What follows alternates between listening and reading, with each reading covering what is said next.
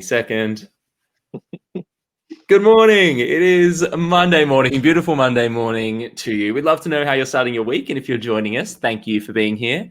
This is Coffee with Campus Consultancy, as you're well used to now. I think this is week 7. Can you believe it? And episode number 31 today. And after this quick introduction, I'll introduce you to a very special guest, a good friend of mine, Sean Lynch, and we'll talk all about his volunteering experience, where he's worked, and how that's a part of his career and his kind of purpose and impact on the world right now. But before we do that, quick little introduction, and then we will get into today's episode, number 31 of Coffee with Campus Consultancy.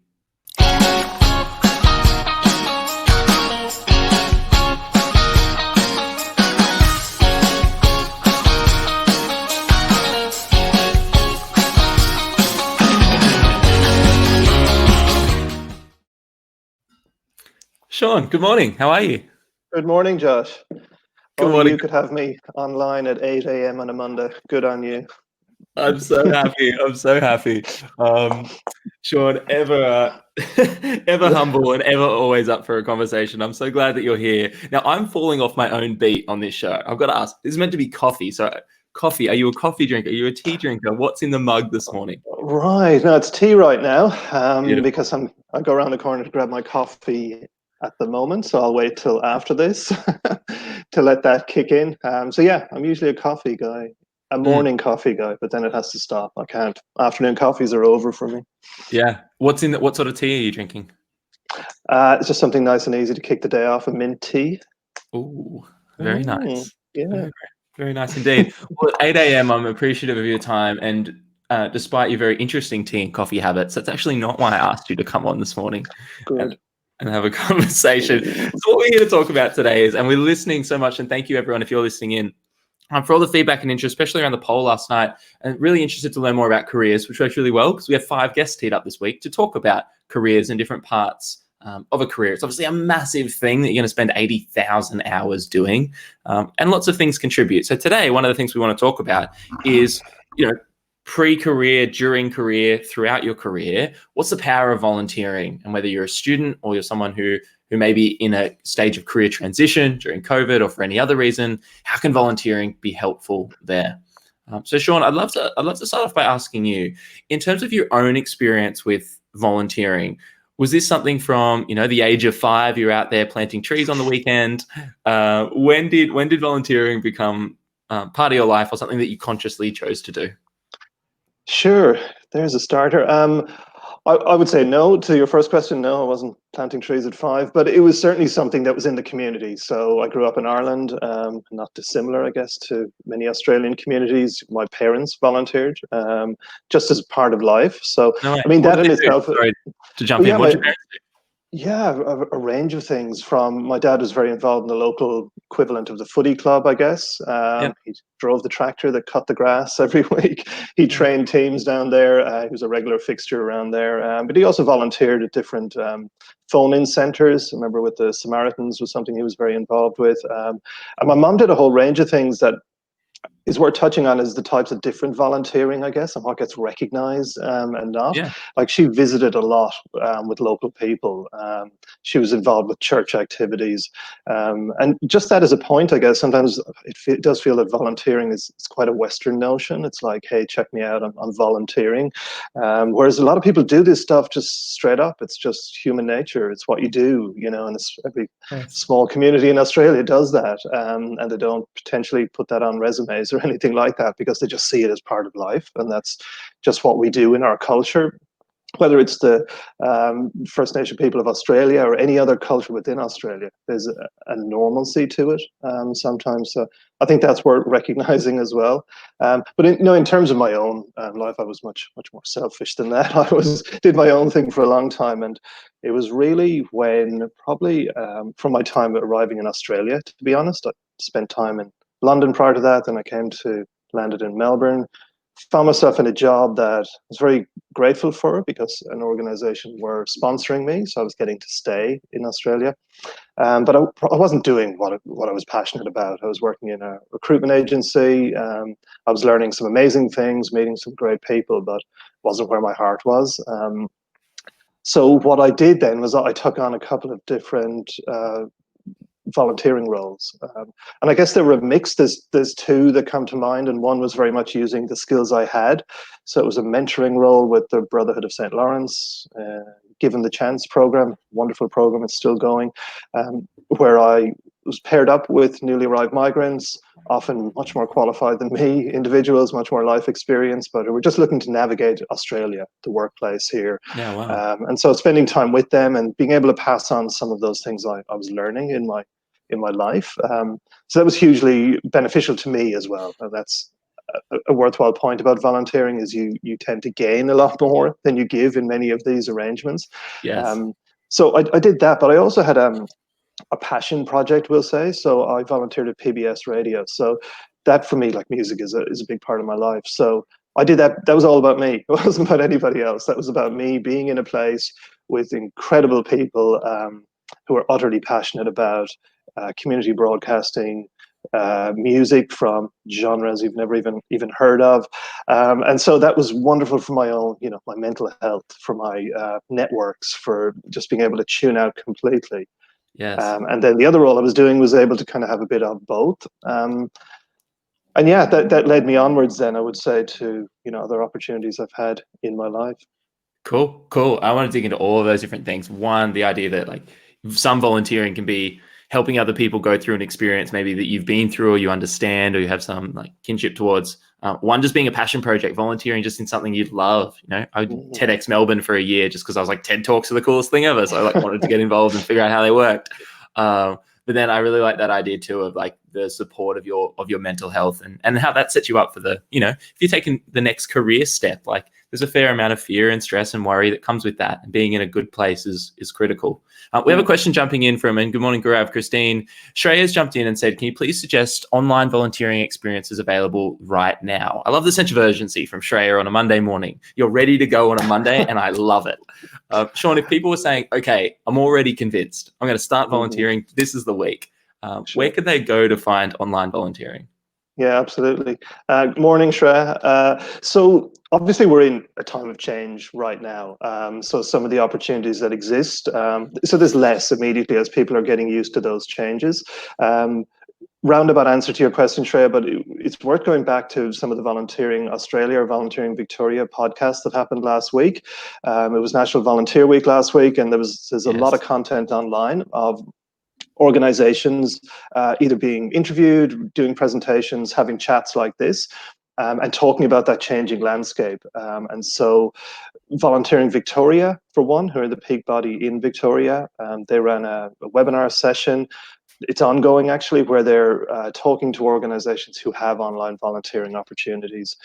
So one of those, to answer your question, is Volley, VOLLIE, online volunteering that's very specific about the type of role, the amount of hours required, the skills required, etc. So things are laid out very clearly. There's a pathway where you finish up with recognition from that organization. So places like Volley, you could look at immediately, but I would, in a broader sense, encourage you to look to places, to peak bodies like Volunteering Victoria and Volunteering Australia, as they're very much on the pulse and they want to give you up-to-date information. They want to guide you, really. One of the downsides, I guess, of what's happening right now is a number of volunteering roles, but also jobs that are online are not current. They've been there pre-COVID. People have either not got around to removing them, or you'll get an answer to say, oh, we're not recruiting right now. So it's worth checking in with people as to where you're at with current roles. But as an immediate answer, Shreya, I think take a look at Volley. I love it. And Shreya, if I could add another one on, and we've got Gaurav who might be joining us here in a second too. And good morning, Isha. Lovely to see you there. One of the things I love about volunteering is, especially with nonprofits, there's literally hundreds of thousands, more than 400,000 nonprofits in Australia. It's ludicrous. And you can message any of them direct. So if Sean goes up top, Sean goes like the top approach, I'll go like straight at the bottom of it. Like direct message a nonprofit that you care about. And if it's a simple thing is you could literally Google online volunteering opportunities. I just did it. Hundreds of websites pop up. But the second thing is, I think the idea with volunteering that I really love is doing something that you enjoy, something that brings you like passion and energy. And then with that, if you get in an environment where you're passionate, but not necessarily highly skilled, because you're putting in so much energy, you can develop skills. So if you find a cause you care about, like if you care about, I mean, out of these 5 things, whatever you care most about, Google this, followed by nonprofit. Animals, the environment and sustainability, equality, employment, employability, financial, something like that. Or what's another social cause? Sean, what am I missing? I said newly arrived migrants. Newly arrived migrants, right? Or it could be hunger or water or whatever it happens to be. Find one of those causes, Google it, followed by nonprofit. It'll show you a big long list of all of them. And then you can click on those and literally send them a message and say, hi, my name's Shreya. I'm studying X, or I've got skills in Y, or I'm interested in Z. I'd love to have a conversation if there's any way that I can help out.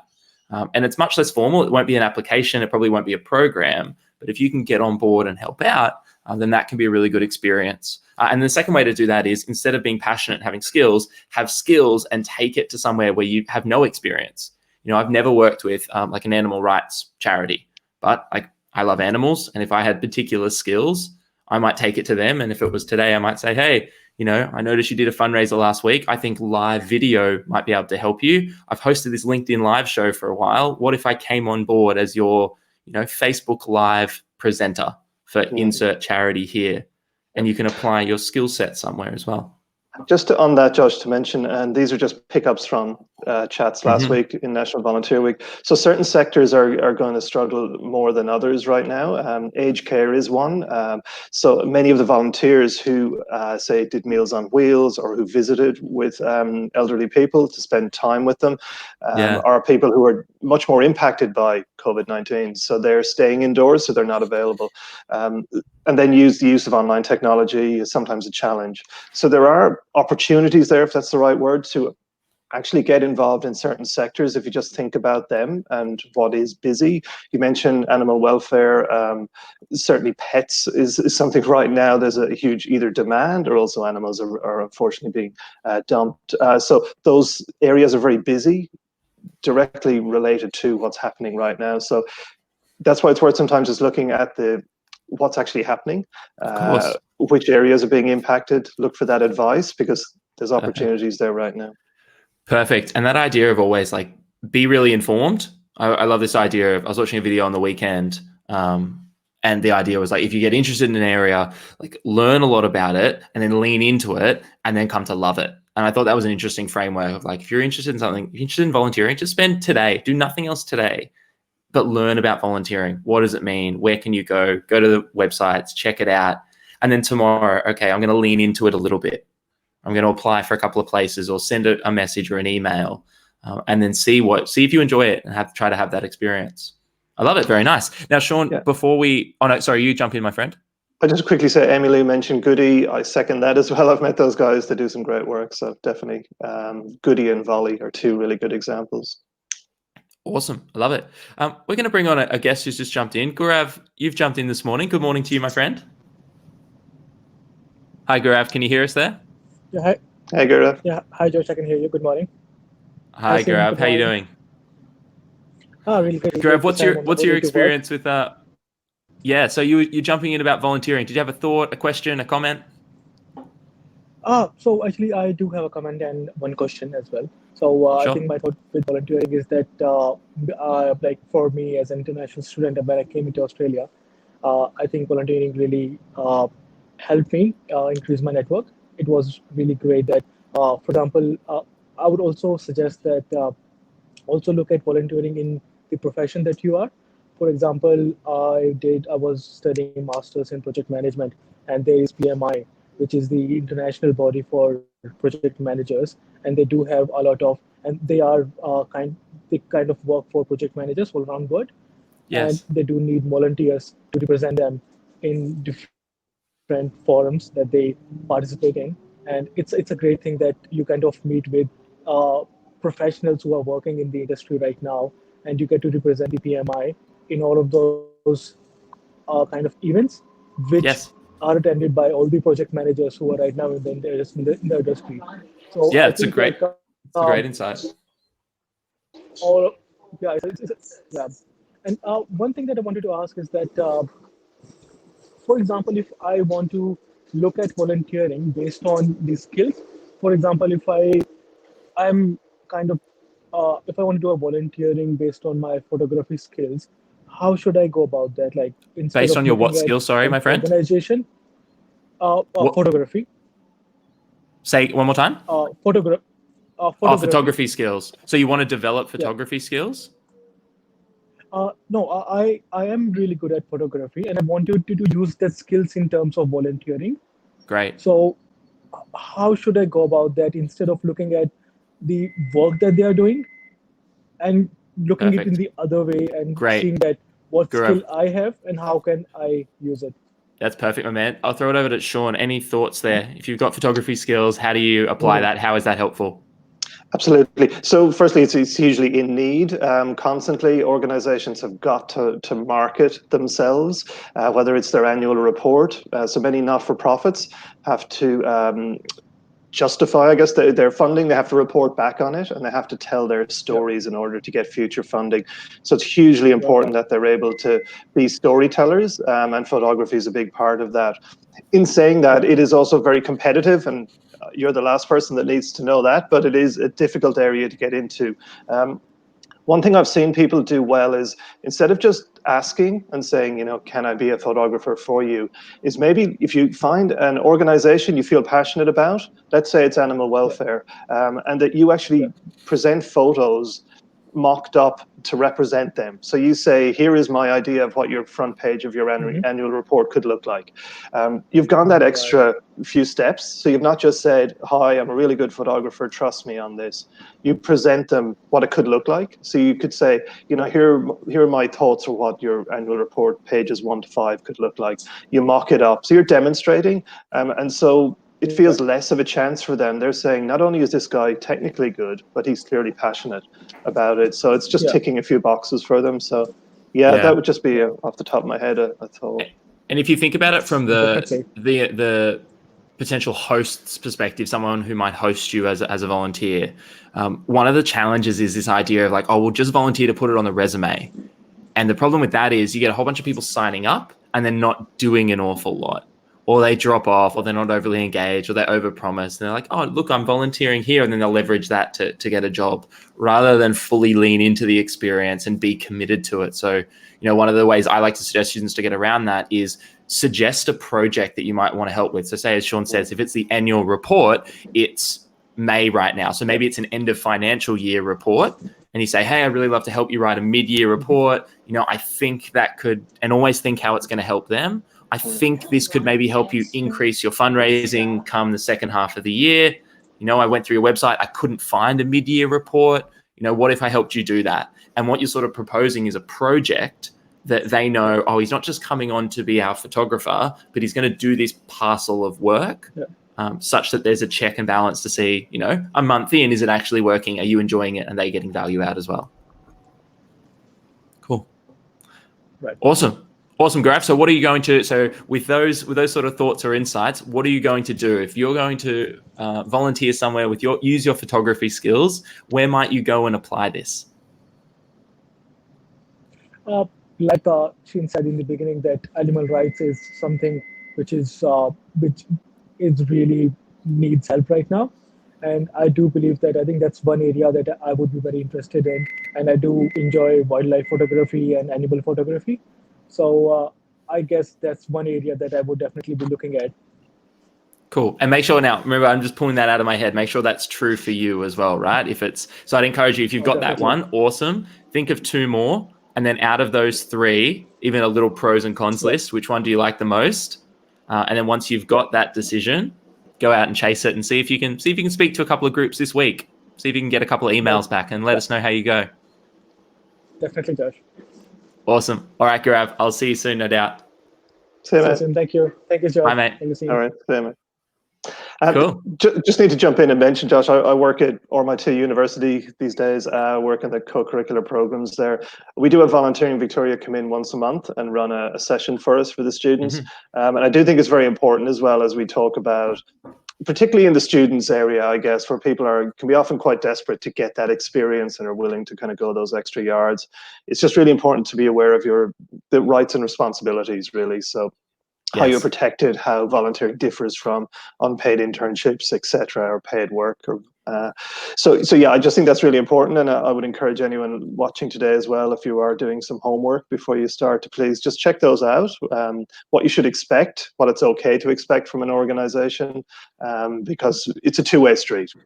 So it's just worth take a look at them on somewhere like the Volunteering Victoria website.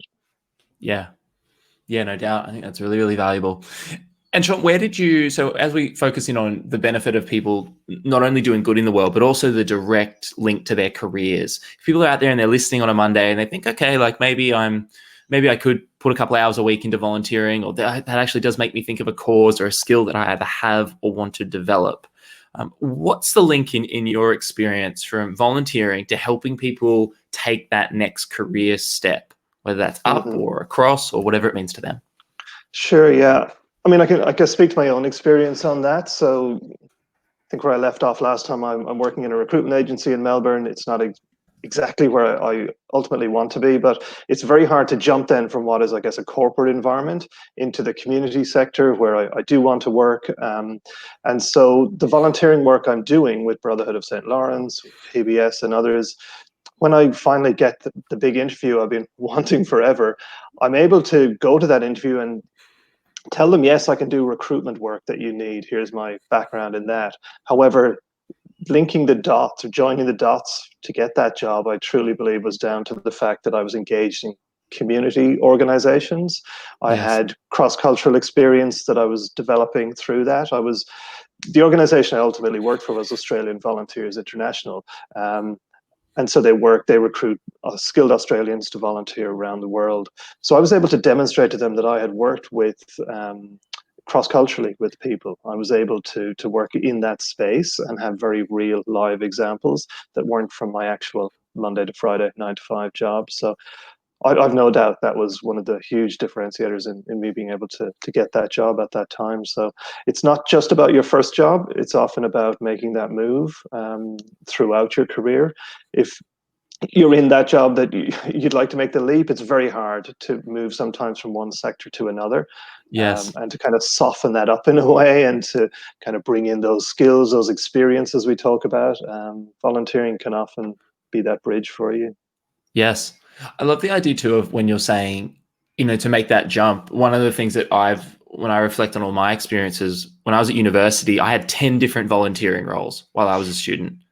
Like, and that was a lot. And I realized, I came to uni and I'm like, I call it out in workshops. I'm a Australian, like a domestic student, a heterosexual white male Australian. Like, according to the literature, like life should have just been a cruise for me, right? And I got into university on scholarships, good grades, couldn't land a job interview, couldn't land a single thing. Like, so I had to do all of this, and I loved it too. I lent into things I actually enjoyed, which was the signal, not the noise, that maybe engineering wasn't for me.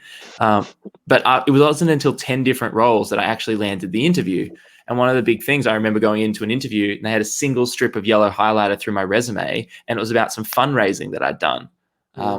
And one of those examples, like, I wasn't doing fundraising to get a job. I was doing fundraising because I loved the cause, and it was, for this big party that was a lot of fun. And the thing that sort of taught me was the volunteering happened on top of my study. So I always say, you've got your normal thing, and then you've got the thing that's developing you. So at uni, I had my degree, and then I was doing all the volunteering. Or, even when I traveled, I had multiple jobs. And then I worked in recruitment for a year and a half and volunteered at TEDx Melbourne the whole time.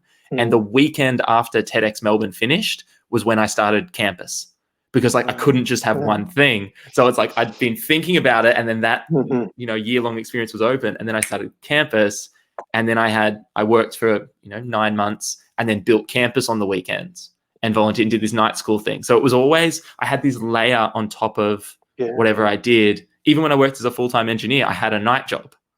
So which was ridiculous. I always just had that second layer, and I found that for a long time, that was where I played and experimented. And I knew I wanted something else. And so one of the questions I often ask people is, if they are volunteering in their career, do you like your volunteering more than your job? And lots of people, their answer is yes. I'm like, maybe just maybe that's worth thinking about. Maybe that thing that you love doing could become the career, could become the thing that you actually do, whether it's Absolutely, and I think, sorry to interrupt you. No. I've referred to it as, I guess, a signal before when people talk about their LinkedIn. Yes. Like, do I put my volunteering on there? And looking at it from both sides, from having, I guess, being in corporate world, looking to leap over, and then being in not-for-profit land and wanting to engage corporates. It's just that, that signal that's saying, hi, I'm interested in this stuff too. It's not just, here's what I do every day, here's my education. So LinkedIn, can sometimes just be very direct. Here's who I am, here's what I do. You get a chance to write a piece at the beginning in your intro, but things like your involvement outside of your 9 to 5 really do signal to people your interest. And again, on a practical level, I've been able to connect in with people when I worked in the not-for-profit sector. I was able to meet people who worked in the corporate sector who would come and give their time to us on a range of different things, because deep down that's what they wanted to do. And I resonated with me because I was that guy once, and you want to be able to come and help out or work in those sectors in anywhere, contribute in any way you can. So the people are there, and it's a bit like you talk about with the mentors. Just ask somebody, ask 10 people. One of them will say, yes, I'll have a chat with you. It can work the same way if you're looking for advice or guidance in whichever sector you're in and you're wanting to make the leap. Offering to volunteer is often a way to demonstrate those skills to people. Yeah, awesome. Gaurav's just jumping in on the comments here as well, which I've just popped up, thanking you for your time. So we wish you as well an amazing day, Gaurav. I think that's incredibly insightful, Sean. There, and there's a subtle point there of, when people, as you say, you jump on LinkedIn and you get a chance to sort of write about yourself. One of the things I love about it, though, it's a storytelling platform too. And one of the beautiful things last week, seeing National Careers Week, everyone was sharing their experiences about volunteering, and the different things that they did, and students who are currently doing it right now. I was amazed how many students. We've got a bunch of them doing like a 30-day challenge. So if anyone's interested, if you type in hashtag 30-day challenge on LinkedIn, there's a bunch of different students sharing a post every day. And because they're being asked to reflect every day and share something kind of valuable and insightful, they're listing out all of these extra volunteering experiences I had no idea they were even doing. Some of them are on 7 committees, or, they did something 2 years ago, and then on reflection, they're like, oh, actually, I did learn a thing there that I now learn today. It's amazing how those skills cross over. And what I'd love to see more people do is, if you're out there, if you're volunteering, if you're doing something, if you're comfortable, and I just really encourage it, just to share it, because I just know from experience, when someone shares something that's really positive and very empowering, that encourages or sparks that idea in a couple of other people to go, oh, maybe I'll try that. Or, maybe animal rights isn't for me, but, I've really been thinking about this issue, and that's the thing that I want to lean into.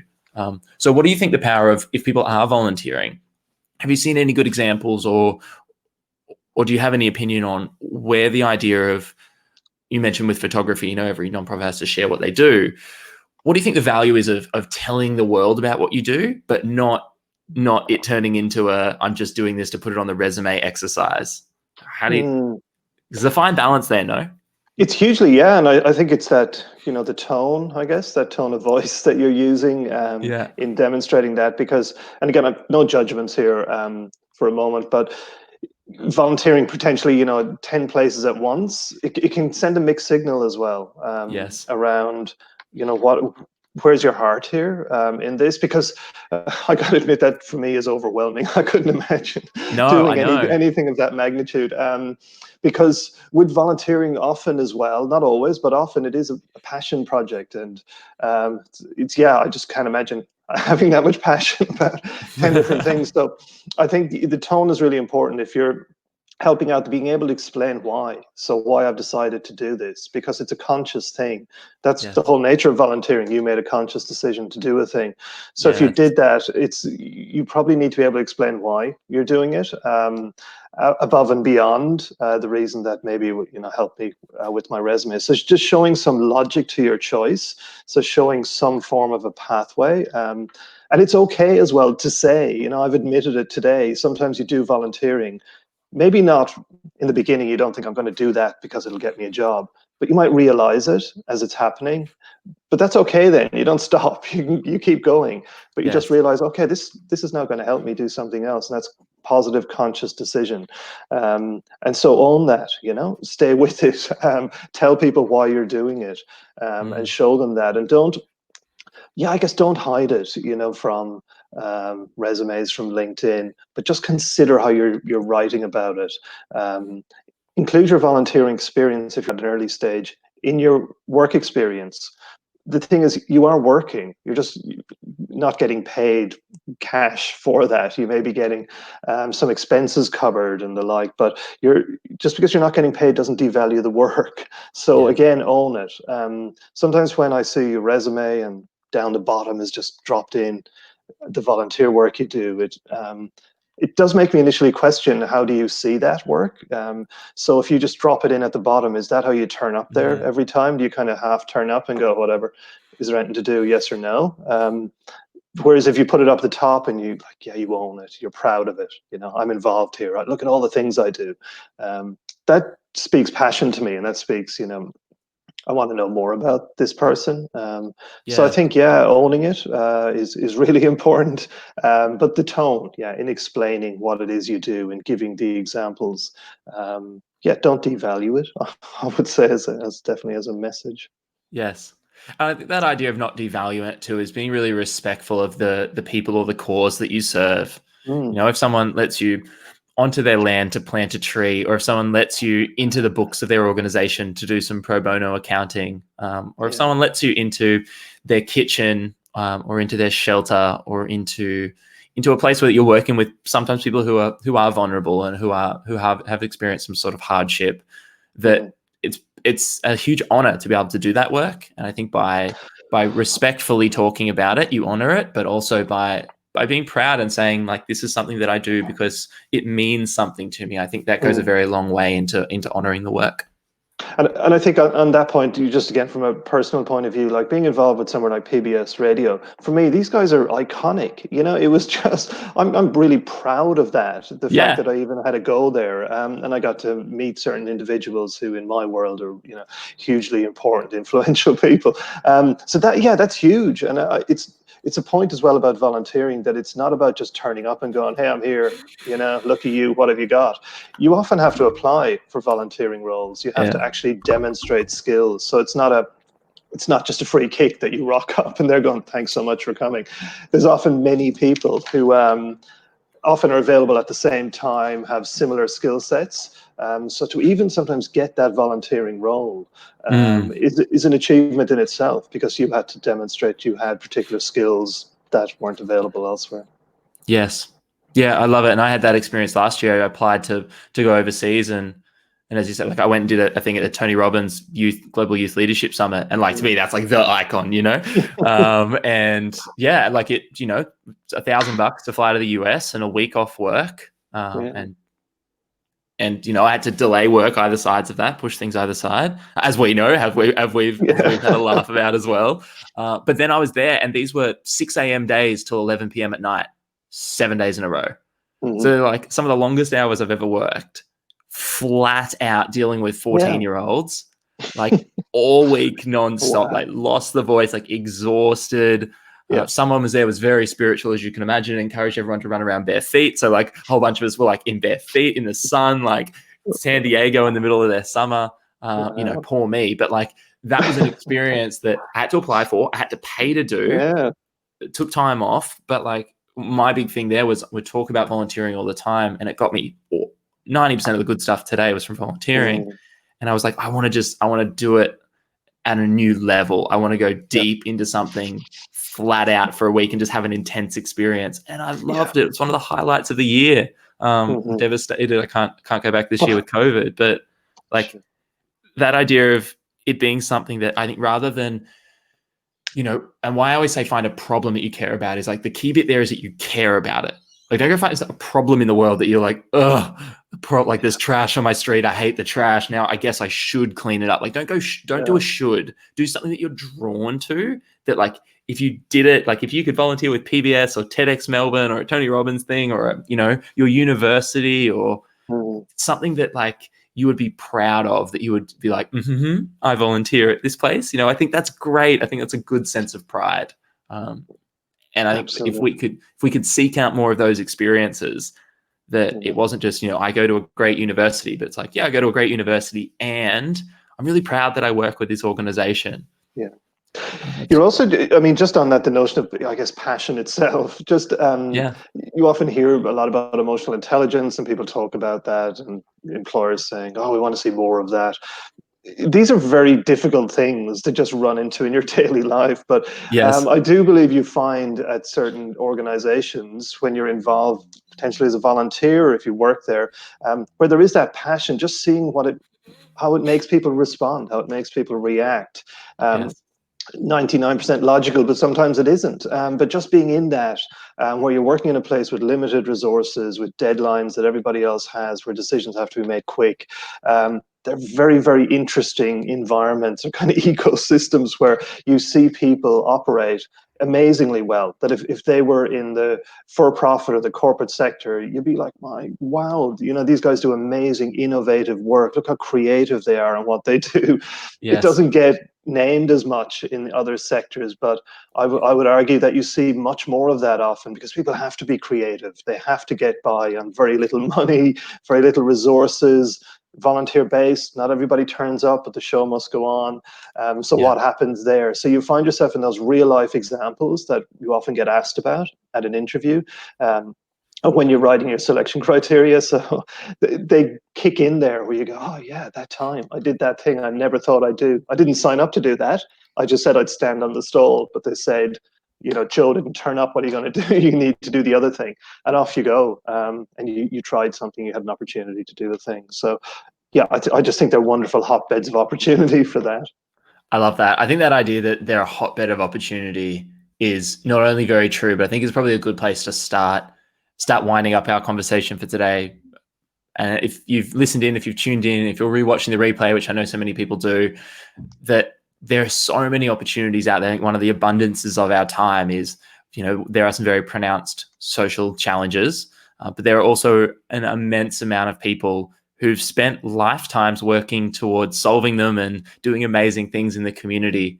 And I think it's a real privilege to go searching for those people and find them. And you never know where you'll find an opportunity or where you'll find a mentor or, the next job, or someone will recommend you a great book that'll be life-changing, or will send you on or tell you to apply for a scholarship, or did you know this grant exists? Like those little things pop up in really unexpected ways. Absolutely. So just before we do wrap up, Josh, I have to just I feel like I need to plug a few places almost. Do it. An organization I worked for. So I'm just thinking different stages of career here. Volunteering is not just entry level. It can happen at any time. But so an organization such as Australian Volunteers International, obviously a bit of a hiatus at the moment with the travel, but they and others like UN volunteers have had online programs for a very long time. So they're looking for people with skills. So, you would need to have been in the workplace and have developed a skill set that you're willing to share with others. So those roles are available all the time. Maybe this is the time, maybe this is the thing in the world that happens when once it all settles down, you go, right, I'm going to take that opportunity to share my skills, have that overseas experience. Look to places like Australian Volunteers International. They're wonderful programs. Many others I'm forgetting already, but on the ground, places like AIMS, like the Brotherhood of St. Lawrence, many entry-level roles available to look at. And please do look at Volunteering Victoria for just general guidance. I just think it's really important as well in this area that rights, responsibilities, and what's expected of you and vice versa. Thank you. No, that's perfect. That's a really good experience. And if I can only add one more, I'll just bring it up right now just because it's massive. The idea of Seek Volunteer actually has a volunteering hub as well. So and the fact that there are organizations in need, so say for us, we always do Melbourne, so let's pretend we're in Brisbane instead. Even if you're in Brisbane City and you type that in, obviously you can say what you're interested in, but there's a whole bunch of different things. Is it Meals on Wheels? Is it chefs? Is it education? Is it something with a survey, pet welfare? There's a perfect example. So Gaurav, there's a great one for you. Support the Girls Australia, the graphic design. There's such a huge Special Olympics for sport, Engineers Without Borders. Like even in that little run there. Oh, there's a volunteer photographer as well. Life's funny, Gaurav, if you're still watching. There's literally someone calling out for a photographer. So that as a tool as well, and then filtering by different categories of work, things that we were talking about, things that you're interested in, different types of work. There's a whole bunch of different things that you can play with there, and it's literally a database. So I'd really recommend just going on, having a play around, click around, see what you can find.